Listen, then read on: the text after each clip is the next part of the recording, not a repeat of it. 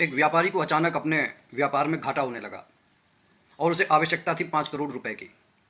अब उसने सोचा कि ऐसे बुरे समय में भगवान के सिवा कोई मेरी मदद कर नहीं सकता, और भगवान से मांगने का सबसे अच्छा समय होता है कि प्रातः होकर नहा धोने के बाद उसके पास पहुंच जाएं और उससे अपने मन की व्यथा कह डालें। व्यापारी ने ऐसा ही किया, क्योंकि उसे सुबह सुबह बोनी की आदत थी, इसलिए वह अपने इस तरीके को वहाँ पर भी भुला नहीं सका। उसने देखा कि मंदिर में पहले से ही एक भिखारी ईश्वर से कुछ मांगने के लिए खड़ा हुआ है और रो रहा है। वह क्या कह रहा है?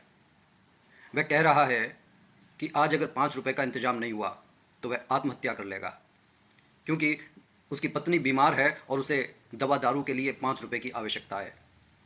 व्यापारी ने सोचा इसकी क्या मुसीबतें हैं, बस 5 रुपए के लिए भगवान के दिल को वैसे ही खराब कर रहा है, इस तरीके से तो वो मेरी प्रार्थना को सुनेंगे ही नहीं। वह तुरंत मंदिर में पहुंचे। उसने कहा कि ले ये 5 रुपए, चल जा। भिखारी भगवान का धन्यवाद करता हुआ मंदिर से बाहर निकल गया।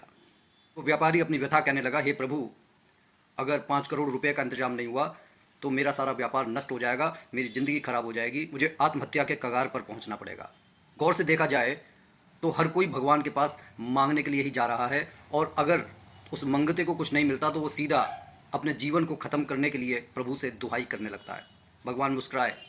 भगवान कहने लगे, उस भिखारी से तो तूने मेरा पीछा छुड़ा दिया, लेकिन अब तुझसे पीछा छुड़ाने के लिए मुझे तुझसे भी बड़ा भिखारी चाहिए होगा। तुम सब बस मेरे पास मांगने के लिए आते हो, कभी मेरी ज़रूरत का ख्याल नहीं रखते। व्यापारी हतप्रभ रह गया। उसने कहा, प्रभु आपको किस चीज़ की आवश्यकता है?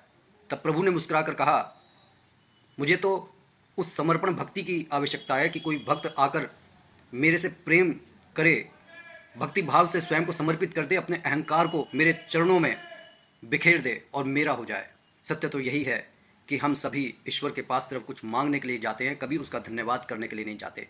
जितना भी हमारे पास हो जाए, हमारे मन की भूख कभी शांत नहीं होती। अगर इस भूख को हमने शांत नहीं किया तो हमारी पूजा पाठ सब व्यर्थ है। अगर बात अच्छी लगी हो तो कमेंट जरूर कीजिएगा। बोलिए जय जय श्री सीताराम।